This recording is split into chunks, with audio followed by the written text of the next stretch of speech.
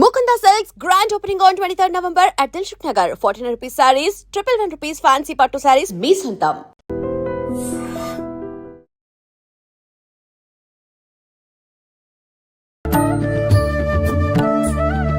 నమస్కారం, welcome to I dream. ధర్మ మార్గం విత్ విజిత కార్యక్రమానికి స్వాగతం. ప్రస్తుతం మనతో పాటు ఉన్నారు వేణుశ్యామ అమ్మ, శ్రీ విద్యా ఉపాసకులు, కామాఖ్య అమృత సాధన సంస్థ వ్యవస్థాపకులు. ఇప్పుడు అమ్మతో మాట్లాడి మరిన్ని విషయాలు తెలుసుకుందాం. అమ్మ నమస్కారం. అమ్మ, శ్రీచక్రం అని చెప్పారు. ఈ మధ్య కాలంలో ప్రతి ఒక్కరూ చెప్తున్నారు శ్రీచక్రం ఇంట్లో పెట్టుకోకూడదు, పెట్టుకున్న పక్షంలో ఖచ్చితంగా నిత్య దీపారాధన, నిత్య అర్చనలు ఉండాలి, ఖచ్చితంగా దాని నైవేద్యం ఉండాలి, ఇలాంటివన్నీ చెప్తున్నారు. ఖచ్చితంగా నియమాలు పాటించాల్సిందే అని చెప్పి. నిజంగా అన్ని నియమాలు పాటించాల్సిన అవసరం ఉందంటారా? శ్రీచక్రానికి అన్నిటికంటే పెద్ద నియమం ఏంటంటే ఆత్మశుద్ధి. మంచి మనసుతో ఏ పని చేసినా సరే హాయిగా ఉండొచ్చు. శ్రీచక్రం ఇంట్లో ఎవరైనా పెట్టుకోవచ్చు. ఎందుకు అంటే శరీరమే శ్రీచక్రం. అక్కడ శరీరంలో ఉన్న నవరంధ్రాలే అక్కడ ఉన్న నవావరణలు. కానీ ఎందుకు దానికి ఖచ్చితంగా పూజలు జరగాలి, గురువు ఉండాలి, ఇలాంటివన్నీ చెప్పారు అంటే శ్రీచక్రానికి ఒక లక్షణం ఉంది. శ్రీచక్రానికి అని కాదు, మీ ఇంట్లో మీ అమ్మ ఉన్నారు, లేకపోతే మీకు పిల్లలు ఉన్నారు, మీ లక్షణం ఏమిటి అని అంటే పిల్లలకి వాళ్ళు ఏదన్నా చిన్న పని చేశారనుకోండి, మీరు దానికి డబల్ చేసి ఇచ్చేస్తారు. అవును. ఎందుకు అంటే పిల్లల మీద తల్లికి అంత ప్రేమ ఉంటుంది. అంతే. మనం ఇంత పని చేస్తే అమ్మ అంత మురిసిపోతుంది. అవును. అంటే ఆవిడ బోల్డ్ చేస్తుంది, కానీ అప్పుడు మనకు అర్థం అవ్వదు. కానీ చాలా చిన్న పన్నే మా పిల్ల చేసింది. ఎందుకంటే ఆ తల్లిలో ఉన్న లక్షణమే మనం ఏది ఇచ్చినా సరే ఇంకా చాలా ఇచ్చేయాలి పిల్లలకి ఆనందం. అలాగే శ్రీచక్రంలో ఉన్న అధిష్టాన దేవత లలిత మహారాజ్ని. ఆ లలిత మనందరికీ అమ్మ కదా. అంటే ఏంటంటే ఇక్కడ మనతో పాటు ఒక 80 ఏళ్ళు ఉండే అమ్మకే మన మీద ఇంత ప్రేమ ఉంటే, మనం ఎన్ని జన్మలు ఎత్తుతున్నామో అన్ని జన్మలు మనతో పాటు వస్తున్న అమ్మకి మన మీద ఇంకా ప్రేమ ఉంటుంది కదా. అందువల్ల అక్కడ ఏంటి అంటే ఆ శ్రీచక్రంలో ఉన్న అమ్మ మనం ఏది ఇచ్చినా సరే అన్ని రెట్లు ఇచ్చేస్తుంది. జనరల్గా పూజ చేయమనడానికి కారణం ఏమిటి అంటే మంత్రంతో పూజ ఎప్పుడు చేస్తామో మనకేమవుతుంది, ప్రశాంతత, ఆనందం, ఇలాంటి మంచివన్నీ వస్తాయి. లేదు నార్మల్గా వదిలేస్తే ఏమవుతుందంటే ఇంట్లో ఉన్న ఎమోషన్స్, మనలో ఉన్న కోపాలు అవన్నీ కదా, మళ్ళీ అవి ఏమవుతున్నాయి, రిటర్న్ బ్యాక్ వస్తాయి ఎక్కువ. అందుకని చెప్పేసి దానికి ఖచ్చితంగా పూజ జరగాలి అని అంటారు. మనం మంచి మనసుతో అయ్యో నాకేం ఎమోషన్స్ లేవు అని శ్రీచక్రం పెట్టుకుంటే అసలు తప్పు కాదు. కాకపోతే పెట్టుకున్న తర్వాత ఏంటి అంటే పంచపూజలు, ఖడ్గమాలో ఏదో ఒకటి చదువుకుంటూ ఉంటే అక్కడ కొంచెం శక్తి అన్నది మంచిగా ఉంటుంది, పాజిటివ్ ఎనర్జీ ఉండటానికి ఆస్కారం ఉంటుంది. మనం అమ్మవారి నామాన్ని, మంత్రాన్ని ఎప్పుడు ఉచ్చరించాలన్నా, ఏ ఆలయానికి వెళ్ళినా నార్మల్గా కూడా శ్రీమాత్రే నమః అని చెప్పి తలుచుకుంటూ ఉంటాము. అసలు ఏంటమ్మా శ్రీమాత్రే నమః అంటే ఏంటి? శ్రీమాత్రే నమః, శ్రీ అన్నదానికి ఫస్ట్ చెప్దాం. ఎందుకంటే మీకు చాలాసార్లు అమ్మవారిని రహస్య విద్య అని చెప్తాం. ఇది 2 రకాలు. ఒకటి ఉత్తిష్ట విద్య అని చెప్తారు, రెండోది రహస్య విద్య అని చెప్తారు. ఇప్పుడు మనం రహస్య విద్య గురించి మాట్లాడుకుంటున్నాం. ఈ రహస్య విద్య అంటే ఏంటి అంటే చాలామంది అది దాచేసి విద్య అంటే ఎవరికి చెప్పకూడదేమో అని చెప్పి చాలామంది, కొంతమంది చదవాలని ఇలా రూల్స్ అయిపోయాయి. కానీ ఇక్కడికి వచ్చేసరికి రహస్య విద్య అంటే ఏంటి రహస్యం అసలు అంటే, రహస్యం అంటే ఛేదించు అని, అంటే లోపలికి వెళ్ళి చూడు డీప్గా, అప్పుడు నీకు అర్థం అవుతుంది అని చెప్పడం. ఇక్కడ ఆ రహస్యం ఏమిటి అంటే శ్రీ అన్నదే రహస్యం. ఎందుకు శ్రీ అన్నది రహస్యం అండి అంటారు. మామూలుగా ఏదైనా మీరు కాళీ గురించి పూజ చేసుకున్నారు, ఏమంటున్నారు, కాళికాదేవికి పూజ చేశానండి, ఇది కాళీ విద్య. విష్ణుమూర్తికి పూజ చేశారు, విష్ణు విద్య అంటున్నారు. శివుడు లేకపోతే కుమారస్వామి, ఎవరైతే వాళ్ళ పేరుతో వచ్చేస్తుంది. ఇక్కడ శ్రీ విద్య అంటే అసలు ఎవరో తెలియట్లేదు, అదే రహస్యం. ఈ శ్రీ అన్నది పోని శ్రీ విద్య ఉపాసకులు అంటే ఎవరు అని అంటే ఎవరో ఒకళ్ళు స్పెషల్గా చూపించి వీళ్ళు అమ్మవారు పూజ చేస్తారండి, వీళ్ళు శ్రీ విద్యా ఉపాసకులు అని చెప్తున్నాం. అసలు నిజమా అని ప్రశ్నించుకుంటే ఈ భూమి మీద పుట్టిన ప్రతి హిందువు శ్రీ విద్యా ఉపాసకుడే. అది ఎలా అండి అంటారు, మీరు పుట్టారు, ఫస్ట్ పుట్టగానే ఒక శుభకార్యం ఏదైనా జరిగిందనుకోండి, వెంటనే శ్రీమన్ రాసే మనం మొదలు పెడతాం. అంటే మనం శ్రీ విద్యా ఉపాసకులమే కదా. మన ఆడవాళ్ళని ఎవరైనా పొగడాలి అంటే ఒక మంచి పని ఏదో చేశారు వాళ్ళని పొగడాలి, ఏమంటున్నారు, శ్రీమతి గారు అంటున్నారు. అంటే మరి శ్రీ వచ్చిందా, పురుషుల్ని పొగడాలి, శ్రీ గారు అంటున్నారు. అంటే శ్రీ అన్నది ఒక రెస్పెక్ట్కి వాడుతున్నాం, ఒక శుభానికి వాడుతున్నాం. మళ్ళీ ఇంకో చోట వచ్చేసరికి లక్ష్మి అంటున్నాం, సరస్వతి అంటున్నాం, పార్వతి అంటున్నాం. అంటే శ్రీ విద్య ఉపాసన అనేది మనకు అసలు పుట్టుకతోనే ఉంది. దానికి కారణం ఏమిటి అని అంటారు. ఏమిటి అంటే అమ్మనితో విడిపోయిన పిల్లలు ఎవరైనా ఉంటారా? ఉండరు. కాబట్టి మరి అమ్మతో కలిసే ఉండాలి కదా. అవును. అందుకని మనందరం ఆవిడ పిల్లలం కాబట్టి అందరం శ్రీ విద్యా ఉపాసకులమే. ఏడుకు వచ్చేసరికి శ్రీ అంటే అర్థం ఏమిటి అని అన్నప్పుడు శ్రీంకారం. మీరు చూస్తే మామూలుగా ఒక అక్షరం ఏకాక్షర బీజాక్షర మంత్రం. కానీ లోపలికి వెళ్ళేసరికి ఆ శ్రీంలో ఎన్ని అక్షరాలు ఉన్నాయో చూడండి. శకార రకార మకార ఈకారముల శ్రీంకారం. అంటే శ రా మా ఈ. ఈ శ అంటే ఏంటి? శ అంటే ఏంటి అంటే శారదాదేవి, సరస్వతి. రా అంటే రమాదేవి, లక్ష్మి. మా అంటే ఉమాదేవి, పార్వతి. ఇంకా ఈ అంటే ఏంటి అంటే ఈశ్వరీయ శక్తి. ఈ 4 ఏంటో చెప్పుకుందాం. అసలు శ్రీ విద్యా ఉపాసనలోకి రావాలి అంటే ఫస్ట్ ఏంటిట, నేను వచ్చేస్తాను, నేర్చేసుకుంటాను, ఇవన్నీ అసలు ఇక్కడ కుదరవు. మన లోపలికి ఆ థాట్ రావాలి అంటే నేను నేర్చుకోవాలి అని నాకు అనిపించాలి అంటే 1,000,000 జన్మలు మానవ జన్మలు ఎత్తాలి. ఆ 1,000,000 జన్మల్లో కూడా 1,000,001 జన్మలో శ్రీ విద్య ఉపాసన చెయ్యాలి అన్న థాట్ ఆవిడిస్తుందిట. అప్పుడు కూడా మనకి మానవ జన్మ వస్తే. అంతకు ముందు అంతా అమ్మతో మనకి ఏదన్నా కనెక్షన్ ఉండాలి. ఈ 1,000,000 జన్మల్లోనూ కూడా అంటే ఇది అంత చాలా మంది ఏంటి అంటే ఇంటర్నెట్లో చూసానండి, ఇక్కడెక్కడో చదివానండి మీ గురించి, ఇవన్నీ అసలు అవ్వవు. మళ్ళీ ఆ గురువుకి ఆ శిష్యులకి కూడా ఎప్పుడో పూర్వ జన్మల నుంచి సంబంధం ఉంటేనే ఇక్కడ మనం కూర్చుని ఉంటాం. అంటే అర్థం ఏమిటి, ఇన్ని 1,000,000 జన్మలు కష్టపడితే ఈ రోజు మనం దీనికి వచ్చాము అని కనుక మనకి తెలుసుకుంటే దాన్ని ఏం చేయలేము, మనం పట్టుకోగలుగుతాం గట్టిగా. ఆ రెస్పెక్ట్ అన్నది ఇక్కడ వస్తుంది. ఇక్కడ ఏంటి అంటే అక్కడ కూడా మన లోపల ఎప్పుడైతే ఆ థాట్ వచ్చిందో నాకు శ్రీ విద్య ఉపాసన చేయాలి అని, వచ్చే లోపు ఫస్ట్ అంటే ఈ రోజు వస్తుంది అనుకోండి, 15 సంవత్సరాల క్రితం ఏమవుతుందిట అంటే మన ఇంటికి శారదా అమ్మవారు వస్తారట.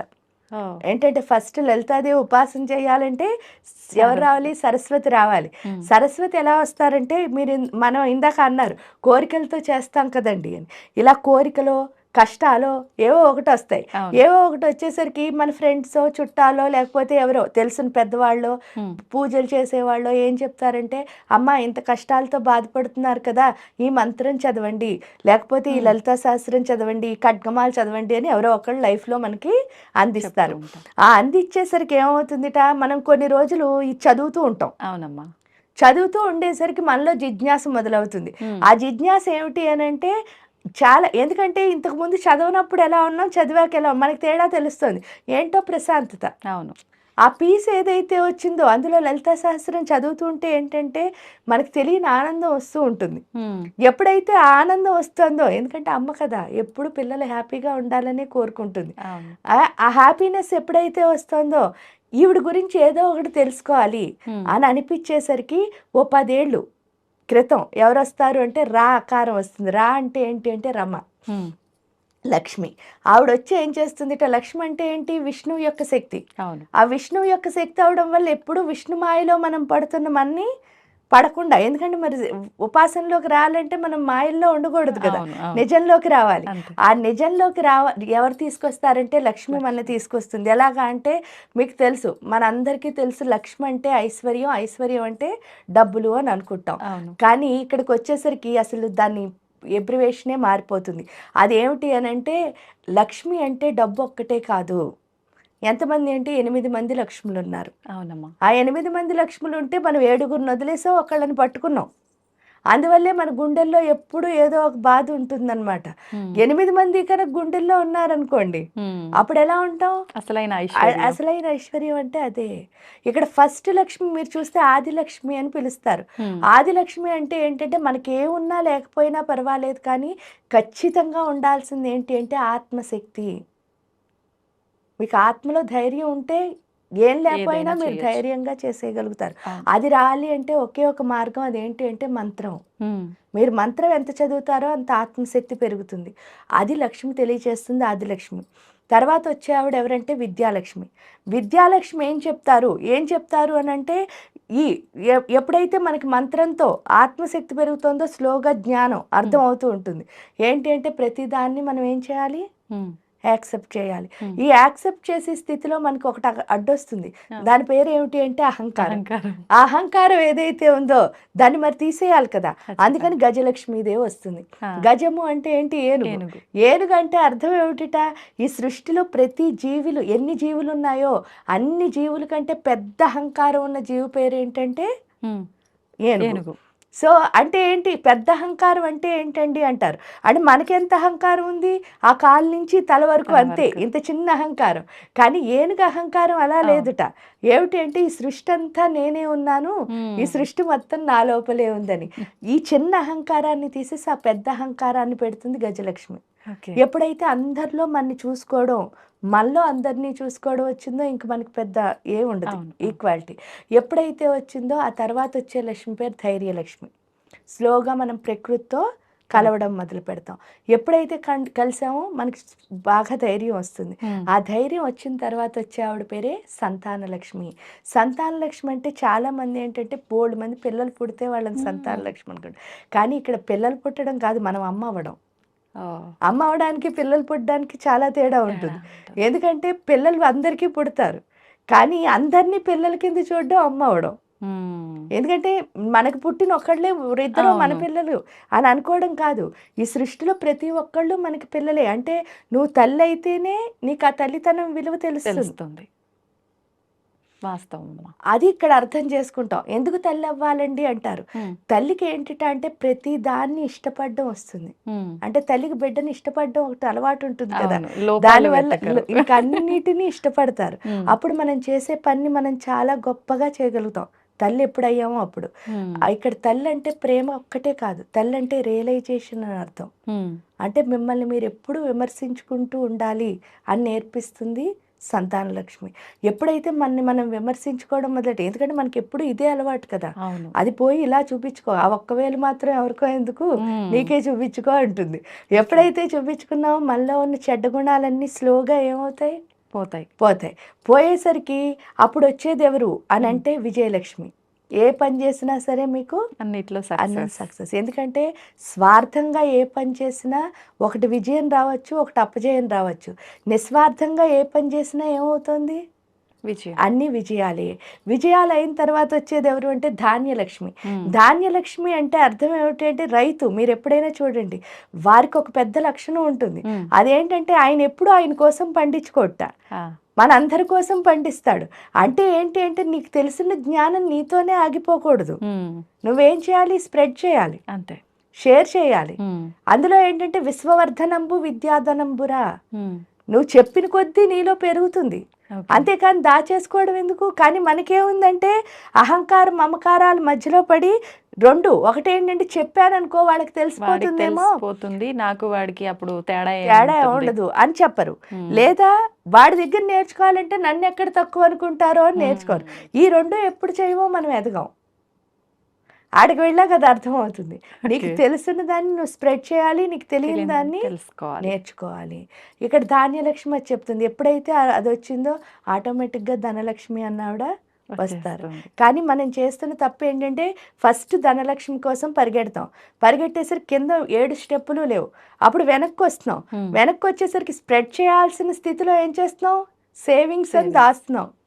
ఎప్పుడైతే దాచామో, ఒక శక్తిని ఎప్పుడు దాచకూడదు. అది ఏమవుతుంది? ఒక్కసారి బ్లాస్ట్ అవుతుంది. కాబట్టి విజయాలు ఏమి ఉండవు.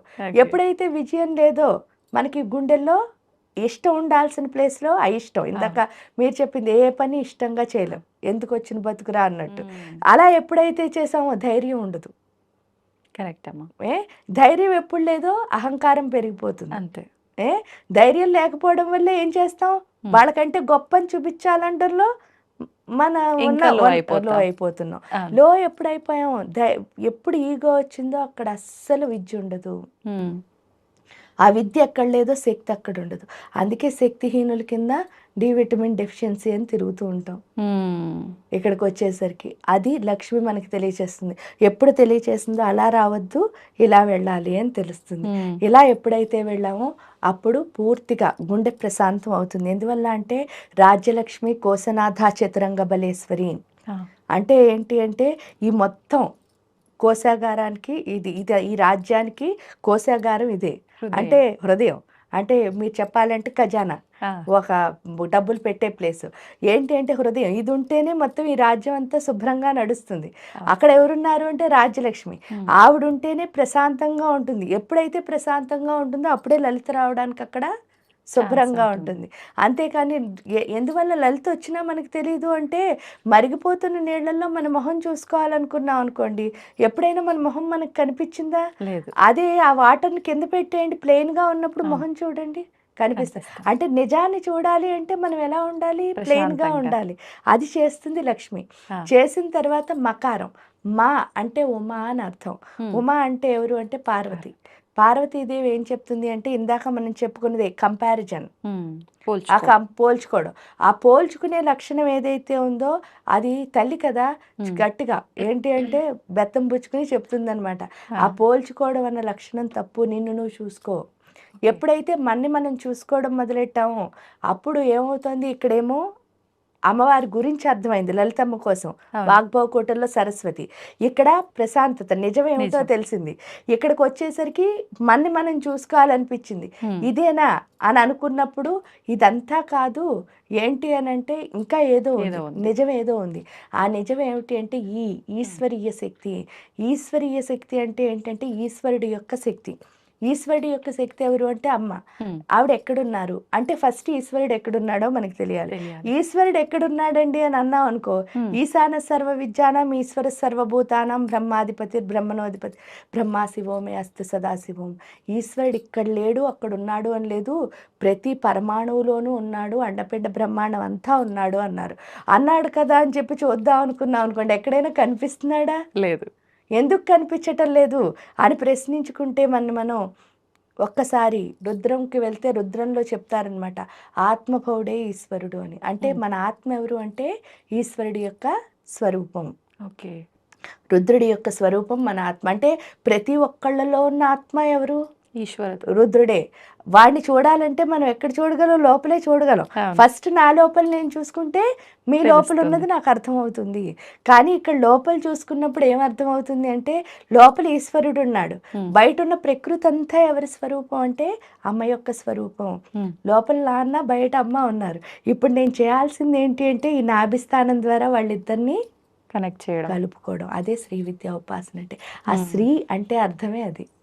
అందుకనే రహస్యం ఏంటి అంటే, శ్రీ అంటే అర్థం ఏమిటి అంటే సరస్వతీదేవి, లక్ష్మీదేవి, పార్వతీదేవి, వీళ్ళు ముగ్గురు మనని మార్చిన తర్వాత మనం చేసే పని ఏంటంటే ఈ ప్రకృతిని మన ఆత్మని అనుసంధానం చేసుకోవడాన్ని ఆ శ్రీంకారం అని పిలుస్తారు. అందుకే అది శ్రీ విద్యా ఉపాసన. ఈ ప్రకృతిని ఆత్మని అనుసంధానం చేసే విద్య అంటే ఏంటంటే కనెక్షన్, ఉపాసన అంటే ఏంటంటే అలా మారడం. ఎవరిలా మారుతున్నావు అంటే ఆ లలితమ్మలా మారుతున్నాను. అందుకనే శ్రీ మాత్రే నమః, అన్నిటి ముందు శ్రీ పెట్టడానికి కారణం అది. ఓకే, అద్భుతం అమ్మ. నిజంగా చాలా అద్భుతంగా వివరించారు. నిజంగా అంతే చక్కగా అర్థమైంది కూడా. ఆ డీటెయిలింగ్ అంటే ఎంతోమంది చెప్తుంటారు కానీ వింటుంటే ఓ అనిపిస్తుంది, కానీ ఆ వివరణ మాత్రం నిజంగా సూపర్ ఉందమ్మా. నమస్కారం, వెల్కమ్ టు ఐ డ్రీమ్. ధర్మ మార్గం విత్ విజిత కార్యక్రమానికి స్వాగతం.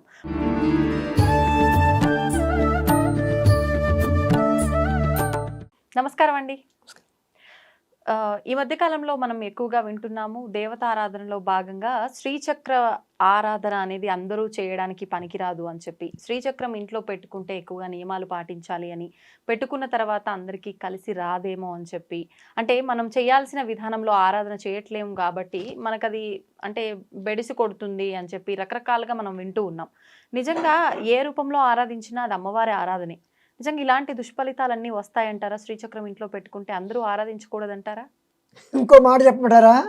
మీరు శ్రీచక్రం అన్నారు కదా, మీ శరీరమే శ్రీచక్రం, అటు బయటకు వెళ్ళిపోండి ఇంట్లోంచి. అంతే అంటారు. శ్రీచక్రం అనేది మనం చెప్పుకుందాం, కాకపోతే ఎందుకు చెప్తున్నానంటే ఈ శరీరమే శ్రీచక్రం ఒకటి. రెండవది ఏమిటంటే శ్రీమన్నగరము, శ్రీమన్నగర నాయిక అమ్మవారిని 56వ నామంలో, లలితా సహస్రనామంలో శ్రీమన్నగర నాయిక అన్నాం. కొందరు అనుకోవచ్చు ఇదేమిట్రా శ్రీచక్రం అంటే ఇది చెప్తున్నాడు ఏమిట్రా అని అనుకోవచ్చు. కాదు, నేను ఒక పద్ధతిలో వస్తున్నా, ఇలా చెప్పాలని నాకు అనిపించింది చెప్తున్నా. మన శరీరమే శ్రీచక్రము అంటే శ్రీచక్రం ఇంట్లో పెట్టుకోవచ్చా ఇంట్లో పెట్టుకోకూడదా అంటే ఎన్ని శ్రీచక్రాలు అలా బయటికి వెళ్ళిపోతాయి, అది ఒకటి. తర్వాత శ్రీమన్నగరము, అమ్మవారే శ్రీమన్నగరం అంటే అమ్మవారే, అమ్మవారు ఎక్కడ ఉంటే అక్కడే, అమ్మవారు ఉన్న ప్రదేశమే శ్రీమన్నగరం. ఈ శ్రీచక్ర ఈ శరీరంలో ఉంది కనుక ఈ శరీరమే శ్రీచక్రము, ఎందుకంటే ఒక పరమాత్మ రూపంలో ఉంది కనుక శ్రీచక్రము, ఈ శరీరమే శ్రీచక్రము. అంటే ఇది ఒక ఇది నేను ఇంకొక వేరే చెప్తున్నాను. అద్వైతం అద్వైతం అంటే అద్వైతమే మరి ఇది ఇదేంటి నేను అద్వైతం చెప్తున్నానండి, అర్థమైంది కదా. ఇప్పుడు ఏంటంటే శ్రీచక్రము అంటే ఇది మనం చెప్పుకుంటున్నాం, కాకపోతే అమ్మవారు ఎక్కడ ఉందో అదే శ్రీచక్రము. కానీ మనకి చెప్పినది ఏమిటంటే శరీరమే శ్రీచక్రం అనేది ఎందుకో తర్వాత చెప్తా. ఎన్నో యంత్రాలు ఉన్నాయి, ప్రతి దేవతకు ఒక యంత్రం ఉంది, కానీ ఇది యంత్రరాజం, శ్రీచక్ర యంత్రరాజము అని కూడా అంటారు. అంటే అన్ని యంత్రాల కన్నా ఇది గొప్ప యంత్రము. ఈ గొప్ప యంత్రంలో 9 ఆవరణలు ఉన్నాయి అన్నారు. 9 ఆవరణలో 9వ ఆవరణలో త్రికోణం రూపంలో ఉంది అమ్మవారు, మధ్యన బిందు రూపంలో పరమేశ్వరుడు ఉన్నాడు. ఆ పరమేశ్వరుని చెంత ఉంది కనుక ఆ త్రికోణ రూపంలో ఉన్న ఈ మొత్తం ఇది 9 ఆవరణలు కలిసి శ్రీచక్రము. ఈ శ్రీచక్రాన్ని మామూలుగా మేరు ప్రస్థారము అని ఒకటి ఉంది, భూప్రస్థారం మేరు ప్రస్థారం. భూప్రస్థారం అంటే ఏంటి, మామూలుగా ఒక ప్రింట్, ఒక రేఖాచిత్రం. ఆ రేఖాచిత్రం అదేమిటి, 5 త్రిభుజాలు నిమ్నంగాను 4 త్రిభుజాలు ఊర్ధ్వంగాను ఉంటాయి. అంటే ఏంటి, పరమాత్మ అంటే పరమేశ్వరుడు పరమేశ్వరి శివశక్త్యైక్యమైనది శ్రీచక్రం. ఇందులో అమ్మవారి జ్యోతి స్వరూపంగా ఉంటే శ్రీచక్రంలో గల ఆవరణలో ఒక్కొక్క ఆవరణలోనూ యోగిని దేవతలు ఉన్నారు. ఆ చక్రేశ్వరి కూడా, ఆ ఆవరణకు ఒక్కొక్క చక్రేశ్వరి కూడా ఉంటారు. మధ్యలో బిందువు దగ్గర పరమేశ్వరుడు పరమేశ్వరి ఉంటారు. త్రికోణము అమ్మవారు ఉండేది, అమ్మవారు ఉండేది త్రికోణము. ఇది శ్రీచక్రం. దీని మేరు ప్రస్థారం, భూప్రస్థారం 2 రకాలుగా ఉన్నాయి. భూప్రస్థారం అంటే మనం అనుకున్నామంటే ఇందులో ఇక్కడ ఖడ్గమాలలో మనం ఈ శ్రీచక్రాన్ని 9 ఆవరణలుగా చెప్పుకుంటాం. 9 ఆవరణలోనూ మొదటిది భూప్రస్థారం. భూప్రస్థారం అంటే భూపురం 1, భూపురం 2, భూప్రస్థారం కాదు, త్రైలోక్య మోహన చక్రం. భూప్రస్థారం అది భూపురం 1, భూపురం 2, భూపురం 3 అన్నాం. తర్వాత సర్వాస పరిపూర్ణ చక్రం అన్నాం. ఇలాగ 9 ఆవరణలో ఒక్కొక్క ఆవరణ పేరు చెప్పుకుంటూ వస్తున్నాం.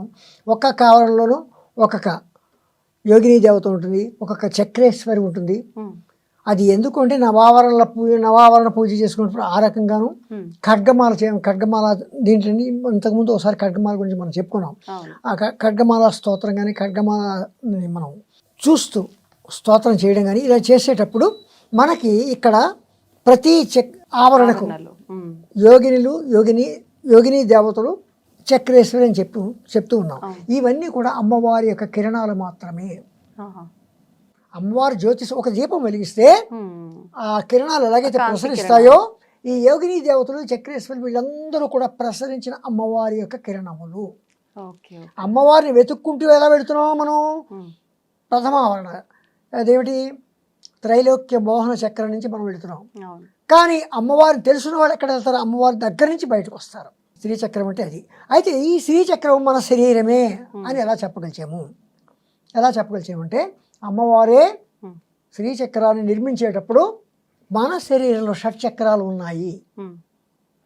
షట్చక్రాలు ఎక్కడ ఉన్నాయి, గుండె దగ్గర ఉందా, పేగుల్లో ఉన్నాయా అని మెడికల్ స్టూడెంట్లో మాత్రం అనకండి. అమ్మవారు మూలాధారం దగ్గర ఒక ఆవరణ త్రైలోక్య మోహన చక్రము, ఆ తర్వాత సర్వాస పరిపూరక చక్రం స్వాదిష్టాన చక్రం, ఆ తర్వాత మణిపూరం అదొక ఆవరణ, తర్వాత అనాహత చక్రం, విశుద్ధి ఇక్కడ 6 చక్రాలు పూర్తయ్యాయి, 6 ఆవరణలు అయ్యాయి. ఆజ్ఞాచక్రం 7వ ఆవరణ, ఆజ్ఞాచక్రంతో 6 ఆవరణలు అయ్యాయి. ఇక్కడ 6 ఆవరణలు ఇక్కడి నుంచి ద్వాదశాంతము, బ్రహ్మరంధ్రము, సహస్రారము, ఇవి 3.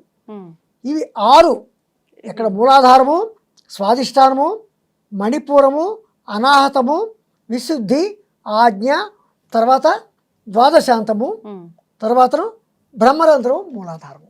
ఇవి 9 అమ్మవారే సృష్టించింది. శ్రీచక్రాన్ని తన యొక్క శరీరం ఈ భాగాలతోటి శ్రీచక్రాన్ని నిర్మించింది. అది శ్రీచక్రం.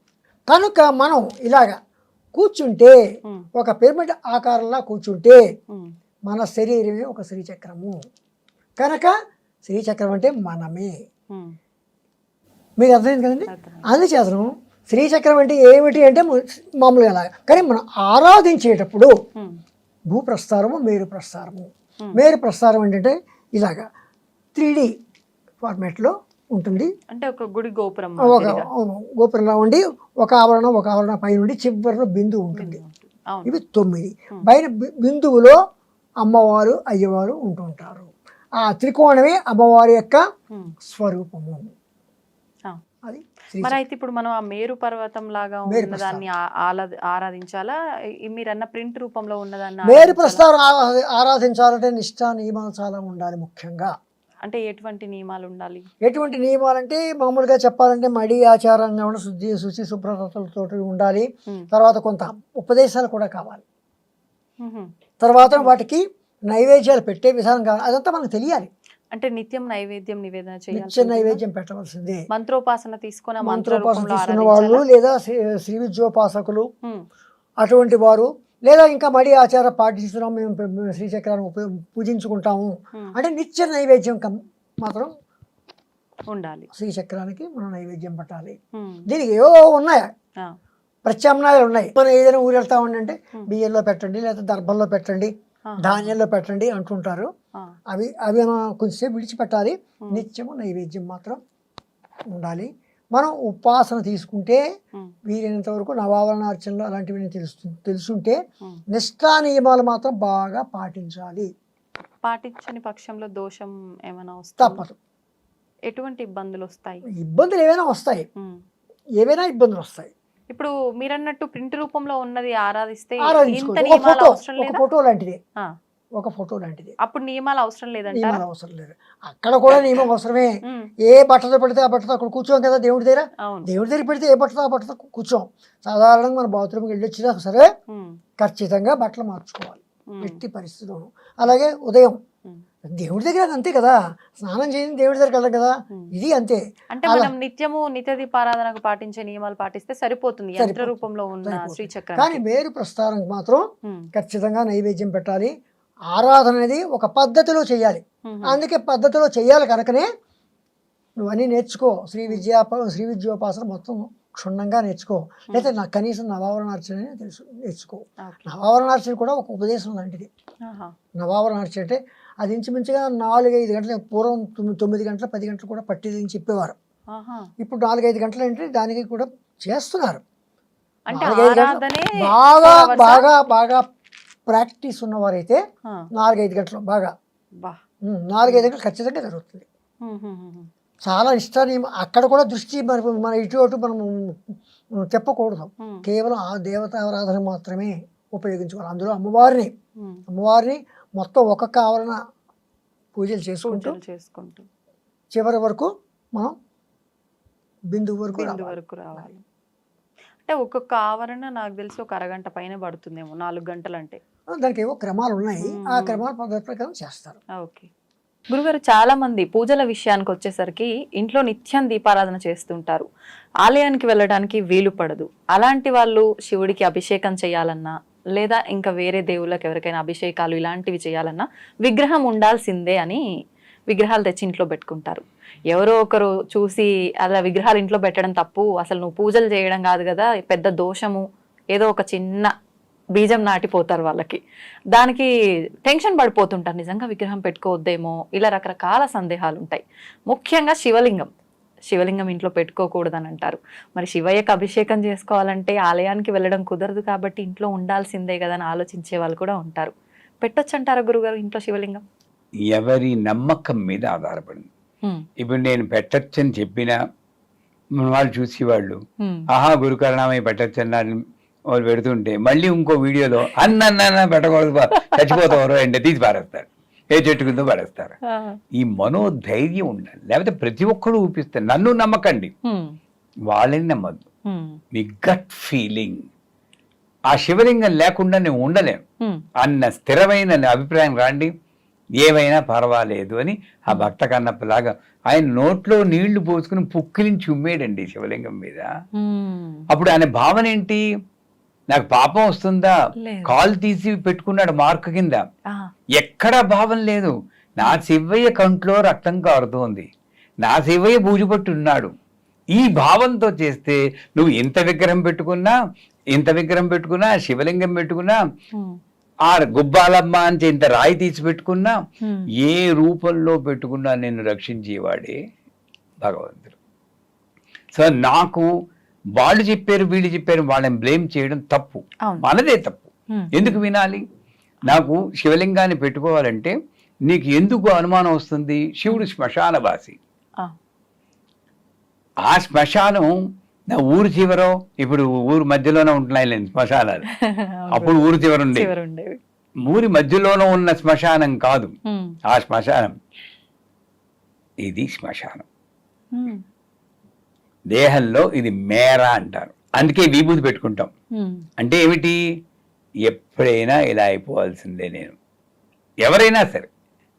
అది నాకు గుర్తు తెస్తున్నాడు, వీడే శివుడు. భూత భవిష్యత్ వర్తమాన కాల రూపంలో ఉన్న త్రినేత్రుడే శివుడు. ఎక్కడున్నాడు శివుడు అంటే? శ్మశానం అంటే ఇది కాదు, అది కాదు, ఇది. అది అర్థం చేసుకుంటే నాకు భయం ఉండదు. చెప్పేవాడు శ్మశానంలో ఉన్నాడు, కోపంతో గంతులు వేస్తూ ఉన్నాడు, మనకి భయం శివుడు అంటే.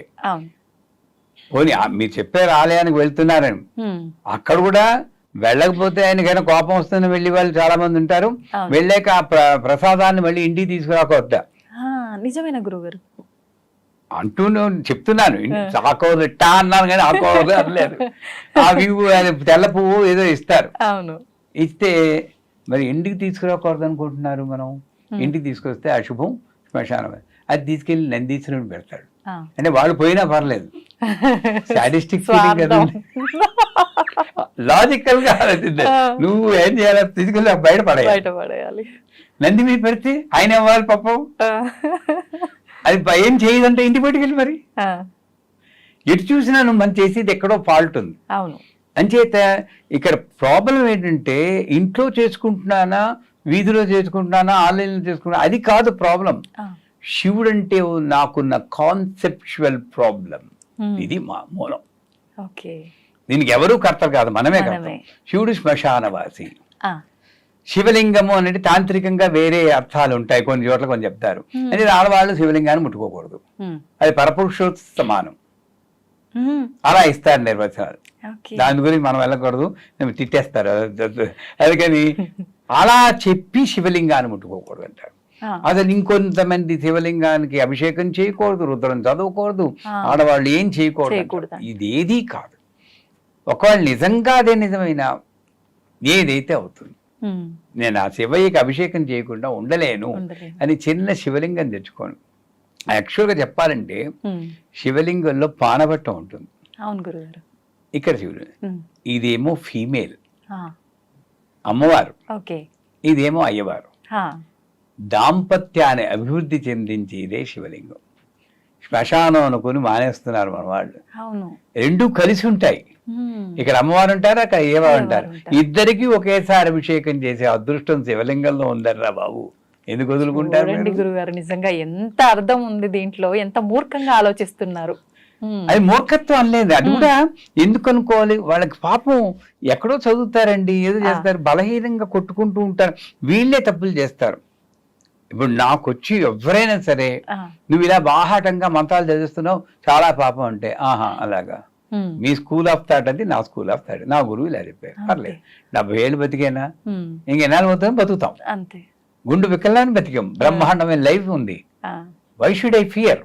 ఆ ఆత్మస్థైర్యం లేకపోవడమే లోపం. అంచేత అదొకటి. ఈ శివలింగాన్ని తెచ్చుకున్నాక సింప్లెస్ట్ పూజ శివలింగాన్ని చేయొచ్చు. ఎందుకంటే బోళాశంకరుడు అన్నాడు, అభిషేక ప్రియ అనుకోడు. కానీ విష్ణుమూర్తి అంటే కోపం కాదు, ఆయన్ని ఆరాధిస్తాం. ఏలకుల మాల పూజ అని చెప్పి చాలాసార్లు చెప్పుకున్నాం.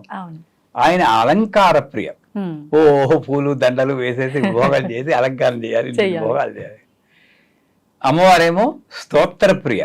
ఇందాకనేమో షూటింగ్ ముందు అనుకున్నాం, ఆడవాళ్ళని కాస్త పొగిడితే చాలు ఐస్ అయిపోతారు, అది తెలియక అభివరిస్తున్నారు మా వాళ్ళు అనుకున్నాం.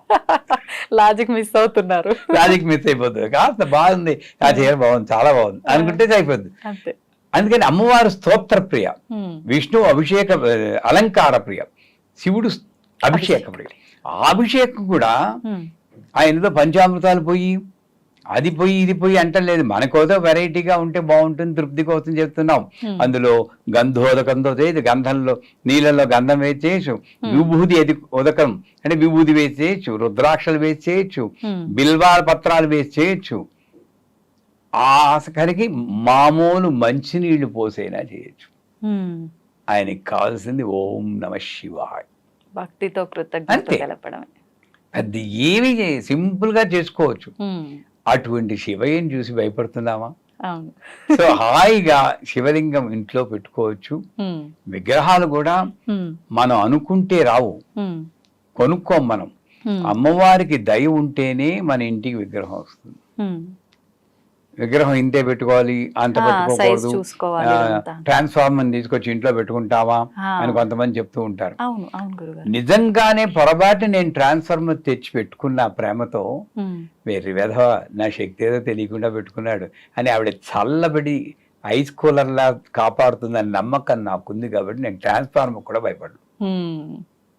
దానికి భయపడి వాళ్ళు అదో ట్రాన్స్ఫార్మర్ ఇది మామూలు అనుకుంటా. ఇది ఈ లాజిక్లు ఏమీ లేవండి. అంతా ఆవిడే చేస్తుంది అని అనుకున్నప్పుడు, ఈ మాట్లాడించేది ఆవిడే అనుకున్నప్పుడు మనకి ఏది కాకపోతే అక్కడ ఒకటి ఉంది, ఇంత పెద్ద విగ్రహం పెట్టుకుంటే నాకు 4 కోట్లు వస్తుందని 10 కోట్లు వస్తాయి అలా చేయకూడదు. బాగుంది కాస్త ఈ మాత్రం ఉంటే గానీ నాకు కనెక్ట్ అవ్వలేకపోతున్నా. ఇంత విగ్రహం ఉందనుకోండి, ఏం కనెక్ట్ అవుతుంది దాంట్లో? ముక్కు మొహం ఏం తెలియదు, అన్ని అలుక్కుపోయి ఉంటాయి, వేళ్ళు సరిగ్గా కనబడవు. అంచేత అన్నీ కనబడేంత రీజనబుల్ హైట్ లో ఏ విగ్రహమైనా ఇంట్లో పెట్టుకోవచ్చు. రూపులో అమ్మవారితో కనెక్ట్ అవ్వచ్చు, శివలింగం రూపంలో పెట్టుకోవచ్చు, శాలిగ్రామం రూపంలో పెట్టుకోవచ్చు, ఏ రూపంలో ఒక రూపం. ఈ గిరిజనులు ఏం చేస్తున్నారండి, చిన్న రాయి ఉంటుంది, ఆ రాయిని పెట్టుకుని అదే ఆ నమ్మకంతో మనం చేసినప్పుడు ఏది చెడు కాదు. గురుగారు, చాలా మంది విగ్రహాలని పూజ రూమ్ లోనే కాకుండా ఇంట్లో హాల్లో డెకరేటివ్ ఐటమ్స్ గా కూడా పెట్టుకుంటూ ఉంటారు కదా, బెడ్రూముల్లో, హాల్లో, మనం కూర్చునే సిట్టింగ్ ఏరియాల్లో అలా పెట్టుకోవచ్చు అంటారా? తప్పేం లేదంటారా గురుగారు?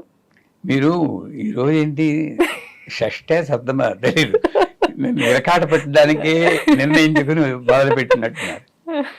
నన్ను అడిగితే అలా పెట్టడమే కరెక్ట్. లాజికల్ గా చూడండి, మనమేమో మామూలు ఇళ్లలో భార్యాభర్తలు వాళ్ళు ఏకాంతంగా బెడ్రూమ్ ఉండాలి, పిల్లలకి వాడికో స్టడీ రూమ్ ఉండాలి, వీళ్ళకో స్టడీ రూమ్ ఉండాలి, గెస్ట్కో స్టడీ రూమ్. పాపం విష్ణుమూర్తి, లక్ష్మీదేవి, శివుడు, పార్వతి, వినాయకుడు వీళ్ళందరికీ ఏకాంతం అక్కర్లేదు కదా. వాడి ప్రాణంతో ఉన్నారంటే ఒక వేర్ హౌస్ లో చేసి పెట్టేసుకుంటున్నాం మనం పూజని, స్టోర్ రూమ్. నన్ను అడిగితే సర్వదేవ నమస్కారం కేశవం ప్రతిగచ్చతి అంటుంది శాస్త్రం. నువ్వు 10 విగ్రహాలున్నా నీ రూములో, మీ పూజ రూములో ఒక్క విగ్రహాన్ని చేసినా అందరికీ వెళ్ళిపోతుంది, అది నిజం. ఏకైవాహం జగత్యత్ర తృతీయాకా మమా పరా అంటుంది 10వ అధ్యాయంలో అమ్మవారు, 10వ 11వ 10వ అధ్యాయంలో. అంటే నువ్వు ఉన్నది నేను ఒక్కదాన్నే, బ్రాహ్మి, మాహేశ్వరి, కౌమారి, వైష్ణవి అంటే నువ్వు రకరకాల రూపులు. అంచేత అన్ని విగ్రహాలు ఏదో మోతుతో తెచ్చుకున్నా కూడా ఒక విగ్రహం చేసినా అన్నిటికీ వెళ్తాయి. నువ్వు అన్నిటికీ పూజ చేయాల్సిన అవసరమే లేదు మనకి. మనం ఏం చేస్తున్నాం, విగ్రహాలు 4 వినాయకుళ్ళు, 5 ఆంజనేయ స్వాములు, 4 షిరిడి సాయిబాబా, అవునా కదా? వీళ్ళకి మూతలు కూడా తీరు పాపం, సెల్ఫిన్ పేపర్లు వాళ్ళు వేసి ఉక్కిరి బిక్కిరి అవుతుంది. నేను ఎప్పుడైనా పూజ చూసావా మా గతి అన్నట్లు ఉంటుంది వాళ్ళు. ఎందుకంటే మూత తీస్తే మళ్ళీ కడుక్కోవాలి కదండి, మార్చిపోతాయి వెండి విగ్రహాలు. తప్పేనా? నేను ప్రతిరోజు భయంతో ఇక్కడ చూపించాను, అందరికి చూపించాలి, అందరికి పూలు పెట్టాలి, నైవేద్యం అందరికీ తినిపించాలి, ఈ భ్రమలో పడి కొట్టుకుంటున్నాం. అందుచేత మీరు అడిగింది మంచి ప్రశ్న. నన్ను అడిగితే పూజ రూమ్ అంతా కొంచెం ఖాళీ చేయండి, చేసి ఒక్క విగ్రహం మీకు నచ్చిన విగ్రహం, కులదైవం అంటూ ఉంటారు, వెంకటేశ్వర స్వామి, దుర్గాదేవి, వాళ్ళని పెట్టుకోండి. ఓ దీపం పెట్టుకోండి. మీకు దీక్ష ఇచ్చిన గురువుగారు ఉంటే ఆ గురువుగారు ఫోటో పెట్టుకోండి. మిగతా విగ్రహాలన్నీ వీళ్ళందరినీ పిల్లల రూముల్లోనూ, పిల్లలు మీ ఇంట్లో పిల్లలు ఉంటారు, వంటింట్లో ఉండాలి అసలు. వంటింట్లో కూడా అక్కడ సమయపుర అమ్మ అని ఒక అమ్మవారు ఉన్నారు, ఆవిడ అక్కడ ఉంటే చాలా మంచిట, అగ్ని జ్వాలలా ఉంటుంది. అక్కడ చైతన్యవంతమైన ఫుడ్ తయారవుతుంది అంటారు. ఏదైనా సరే అన్నపూర్ణేశ్వరి విగ్రహాన్ని అక్కడ పెట్టుకోవాలి. ఆవిడ రక్షణ వల్ల అమృతం అవుతుంది. సరస్వతీదేవి విగ్రహాన్ని మన పిల్లల రూపంలో పెట్టుకోవాలి. వాళ్ళకి ఒరే అమ్మవారు ఉంది, పొద్దున్న ఏదో ఒక దానం పెట్టుకుంటే పెట్టనంటారు, కానీ మర్నాడు కొంచెం భయం ఉంటుంది, ఒకసారి ఇలా పడేస్తూ ఉంటారు. మెల్లిమెల్లిగా కొంచెం పూజలు నేర్చుకుంటాం. సో ఇలాగా మన ఇంట్లో పిల్లల్ని కూడా మనం మార్చుకోగల శక్తి ప్రతి విగ్రహాన్ని అన్నింటిలో మన ఎంట్రన్స్ లో వారాహిదేవి విగ్రహం పెడితే లోపలికి నెగిటివ్ ఎనర్జీ రాకుండా దుర్గాదేవి, హనుమంతుడు, దుర్గాదేవి, గణపతి, ఈ 3 విగ్రహాలు ఎంట్రన్స్ లో పెడితే లోపలికి వచ్చే శక్తిని అవి చెక్ చేస్తూ ఉంటాయి. వీధి షోలో ఉన్నా కూడా ఈ 3 విగ్రహాల్లో ఒక విగ్రహం పెట్టమంటారు వాస్తులో. అంచేతే లివింగ్ రూమ్ లోనేమో వీళ్ళ ముగ్గురులో ఒకళ్ళని హాయిగా వాళ్ళు అమ్మయ్య మాకు థ్యాంక్స్ చెప్పుకుంటాడు దేవుడు, గురుకరణామయ్య చెప్పారు, మాకు కొంచెం ఫ్రీడమ్ వచ్చింది అనుకుంటారు. వీళ్ళందరినీ డిస్ట్రిబ్యూట్ చేయండి. అప్పుడు ఏంటి, నాకు పూజ రూమ్ కాదు, ఇల్లే దేవాలయం అవుతుంది. మనం ఆ ఛాన్స్ పోగొట్టుకుంటున్నాం. ఇక్కడ మాత్రం నేను ఒకసారి చెప్పాను, అనియన్ అపరిచితుడు అని సినిమా వచ్చింది కదా, విక్రము ఎలా ఉంటాడు, ఇలా తిప్పేటప్పుడు వాడి మారిపోతుంది. మనం అందరం అపరిచితులమే, పూజ గదిలో మాత్రం ఇలా ఉంటాం. బయటకు వచ్చేటప్పటికి ఏమవుతుందని మనకి. అవునవును, నేను ప్రతి రూములోనూ ఒక విగ్రహం పెడితే ఈ అపరిచితుడు చచ్చిపోతాడు. పాయింట్ గురుగారు, భయం ఉంటుంది ప్రతి అమ్మో. గురుగారు, ముఖ్యంగా ఇప్పుడు మనం మాట్లాడుకున్నట్టు హాల్లో, ఇంట్లో, వేరే ప్లేస్లలో కాకుండా పూజ గదిలో పెట్టిన విగ్రహాలని మనం కొత్త విగ్రహాలు తెచ్చుకుంటాం. అలా కొత్త విగ్రహాలు తెచ్చుకున్నప్పుడు పాత విగ్రహాలని, పాత దేవుడి ఫోటోలని ఏం చెయ్యాలి అని చెప్పి ఒక సందేహం అయితే ప్రతి ఒక్కరిలో ఉంటుంది గురుగారు. నిజంగా ఆ పాత విగ్రహాలని ఏం చేస్తే బాగుంటుంది అంటారు గురుగారు, తెలియజేయండి. నేనేంటే ఏదో యాదృచ్ఛికంగా ఓ చెయ్యో కాలం విరిగిపోతుంది అనుకోండి, ఆ విగ్రహానికి న్యాయంగా విశాఖపట్నం వెళ్ళారా ఎప్పుడైనా? అక్కడ కనక మహాలక్ష్మి గుడి ఉంది. ఈ 2 చేతులు ఉండవు, మామూలుగా మొండిగా ఉంటుంది. ఎందుకని గురుగారు అలా? అది ముస్లిమ్స్ కాలంలో వాళ్ళు దొంతం చేశారు. 2 చేతులు, చెయ్యి అంగవిహీనంగా ఉంటుంది. మరి అలా పూజలు బ్రహ్మాండమే. అక్కడ పూజ చేస్తే ఇంక కోట్లే మీకు, చాలా బాగుంటుంది, మంచి శక్తివంతం. మరి ఆవిడ చేస్తున్నారు. మన ఇంట్లో విగ్రహం ఒక వేలు కొంచెం ఇలా అయినా ప్రారంభిస్తున్నాం, ఎక్కడో తేడా ఉందా? ఎక్కడ మనం ఆలోచనలో తేడా ఉంది, ఆలోచనలోనే తేడా ఉంది. పూరి జగన్నాథ విగ్రహం కూడా పూర్తిగా పెద్ద ఏం కనబడదు. సో ఆ రకంగా చూస్తే ఒకవేళ విగ్రహం కొంచెం ఏదో కాస్త విరిగినట్టు అనిపిస్తే మనం బలహీనం కాబట్టి ఎప్పుడు దృష్టి వేలు విరిగింది అనుకుంటాం. ఒకటి దాన్ని మర్చిపోవడానికి కొంచెం పక్కన పెట్టేసి అలాగని పూర్తిగా పాడైగా వీళ్ళు ఏం చేస్తుంటారు, ఎక్కడ చదువుతారో తెలియదు, ఏ వీడియో చూస్తారో తెలియదు, ఆ విగ్రహాన్ని చెట్టు కింద పడేస్తారు. తప్పేనా? అవును. ఇన్నాళ్ళు నువ్వు పూజ చేసేవా, నీ సంసారాన్ని రక్షించిందా? 1 వేలు కొంచెం ఇలా అయితే చెట్టు కింద పడేయడం అంత తప్పు. బోరు మండు ఆ దేవుడు, రేయ్ నిన్ను రక్షించింది నేనేం రా, నన్ను బయటపడేసావు రోయ్ అని అంత వేడవుడు. మరి అలా ప్రతి ఒక్కటి కూడా మనం పాడేయకుండా పక్కన పెడుతూ ఉంటే ఒక స్టోర్ రూమ్ లాగా అన్ని నిండిపోయి ఉంటాయి కదా గురుగారు. తెచ్చుకోవద్దంటాను నేను, ఒక్క విగ్రహం చాలు. వాళ్ళు ఇచ్చారు వీళ్ళు ఇచ్చారంటే, నాకు ఇచ్చిన విగ్రహాన్ని మళ్ళీ మీలాంటి వారు ఏదో బర్త్డేకి వస్తే అమ్మ ఇది పెట్టుకు చేసుకోండి, చాలా బాగుంటుంది. ఓ మంత్రం కూడా చెప్పండి, శ్రీ మహాలక్ష్మి అని. మనకి ఇవ్వడానికి భయం, ఎవరికి లేదు గురువు గారు, అంత గొప్ప మనసు లేదు. ఎందుకంటే భయం నాకు, లక్ష్మీదేవి విగ్రహం ఇస్తే నా సంపద అంతా పోతుంది. నిజమే. సో నా సంపద నాకు ఇక్కడ లేదు, విగ్రహాల్లోనే ఉంది. అంతే. ఇవన్నీ కాన్సెప్చువల్ మిస్గివింగ్స్ అంటారు. అంచేత ఒక్క విగ్రహం పెట్టుకోండి, ఎక్కువ విగ్రహాలు తెచ్చుకోవద్దు. ఆ ఒక్క విగ్రహం కూడా కర్మగాలు ఏదైనా చిన్న భంగం అయితే పక్కనే పెట్టండి. ఆ విగ్రహానికి మీరు పట్టించుకోకలేదు, కొత్త విగ్రహాన్ని పెట్టండి. ఓకే. అంతేగాని బయట పారేయద్దు. ఆవిడ ఇంట్లో ప్రధాన దేవత, ఇంటికి అధిష్టాన దేవత, ఇంటి యజమాని. యజమాని ఎలా తరుగుతామమ్మా? చెట్ల కింద విగ్రహాలు, ఫోటోలు అన్ని పడేస్తూ ఉంటారు. చాలా భయంకరమైన పాపం అది నన్ను అడిగితే. ఎవడు ఇన్నాళ్ళు రక్షించాడో వాడిని కారుణ్యం లేకుండా పడేస్తాడు. అంచేత విగ్రహాలు, కొత్త విగ్రహాలు అసలు తేవడమే తప్పు. కొత్త విగ్రహాలు ఎందుకు తెస్తున్నారు? ఇది బాధపడిపోయింది అని కాదు. కొత్త విగ్రహాలు ఎందుకు తెస్తున్నారు అది రీజన్. లేదు ఇది విరిగిపోయింది, ఓకే, వ్యాలిడ్ రీజన్. అప్పుడు ఆ విగ్రహాన్ని అక్కడే పెట్టి కొత్త విగ్రహాన్ని ఇక్కడ పెట్టుకోండి. మళ్ళీ దానికి పువ్వు పెట్టాల్సిన పని లేదు. మీకు అంతకీ మైండ్ ఇదైతే పూరిలో 12 ఏళ్లకోసారి ఆ శక్తిని తీసి ఇంకో విగ్రహంలో పెట్టేస్తారు. మీకు తెలుసా? విన్నాను గురుగారు. ఈ పాత విగ్రహాన్ని తీసి శ్మశానాన్ని తీసుకెళ్ళిపోతారు. అక్కడ భగవంతుడికి శ్మశానం ఉంది, ఆడ పెట్టేస్తారు. ఈ విగ్రహం ఇంకా దీంట్లో శక్తి లేదు. పోనీ అదేదైనా మీకు తెలుసుకుని ఈ పాత విగ్రహం ఉన్నది మయా ఆవాహితేభ్యో సర్వదేభ్య దేవతాభ్యం అని చెప్పి ఇలా చూపించి దీంట్లో ప్రవేశించుగాక అని చెప్పి మైండ్ దాంట్లో సెట్ అయిపోయి ఇంకా అది మామూలు అలాగనే చేసుకో, ఏదో చేయండి. కానీ విగ్రహాన్ని మాత్రం, పాత విగ్రహాన్ని బయట పారేయకూడదు. గురుగారు, మనం చేసే పనుల వల్ల మనకు పాపపు కర్మలు, రకరకాల కర్మలు వస్తుంటాయంటారు. మరి ఆ కర్మల నుంచి మనం బయటపడాలి అంటే ఖచ్చితంగా ఆధ్యాత్మిక మార్గంలో నడవాలని, ఎక్కువగా భగవత్ ఆరాధనలో ఉండాలని చెప్తుంటారు కదా. ముఖ్యంగా మనం చేసే పూజలకి ఫలితం రావాలన్నా కూడా ప్రత్యేకమైన తిథులు, పర్వదినాల్లో చేసే పూజలకి ఎక్కువగా ఫలితం వస్తుంది అని చెప్తుంటారు కదా.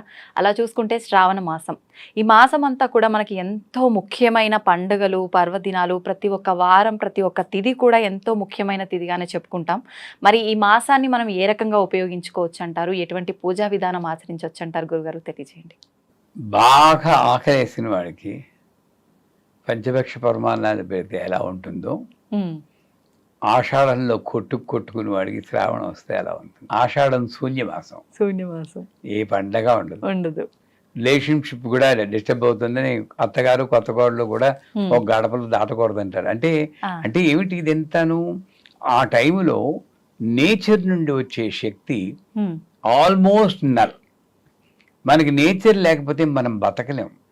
నువ్వు భగవంతుని మనం నమ్మినా నమ్మకపోయినా ప్రకృతి రూపంలో ఉన్నటువంటి అంతరా వ్యాపించిన శక్తే భగవంతుడు. దానికి మన కన్వీనియన్స్ కోసం ఒక రూపం కలిగించి పూజ చేస్తున్నా, అది మన ఇష్టం. ఆ శక్తి నాకు కొన్ని రోజుల్లో, కొన్ని పంచమి, దశమి, ఏకాదశి, చతుర్దశి, పౌర్ణమి, ఈ రోజుల్లో చాలా తీవ్రంగా మనకి బాగా హెల్ప్ చేస్తూ ఉంటుంది. అలాగే ఆషాఢ మాసం అనేది శూన్యమాసం అంటారు. ఆ మాసం పూర్తిగా ఈ నేచర్, ప్రకృతి నుండి వచ్చే శక్తి కొంచెం మినిమల్లో ఉంటుంది. దాని తర్వాత శ్రావణం అంటారు. మీరు శ్రావణం అన్న పదం కొంచెం చూసి శ్రవణంలో వచ్చింది శ్రావణం. నారద భక్తి సూత్రాల్లో శ్రవణం, కీర్తనం, వందనం, మధ్యనం వస్తారా 9 నవవిధ భక్తి మార్గాలు ఉన్నాయి. వినికిడి ఫస్ట్, అంటే అప్పుడే మొదలవుతుంది ఈ సంవత్సరంలో. ఆధ్యాత్మిక క్యాలెండర్ లో మొట్టమొదటి పూజలన్నీ అప్పుడు మొదలవుతాయి. తొలకరి జల్లు అప్పుడే పడుతుంది, పంటలు అప్పుడే పండుతాయి.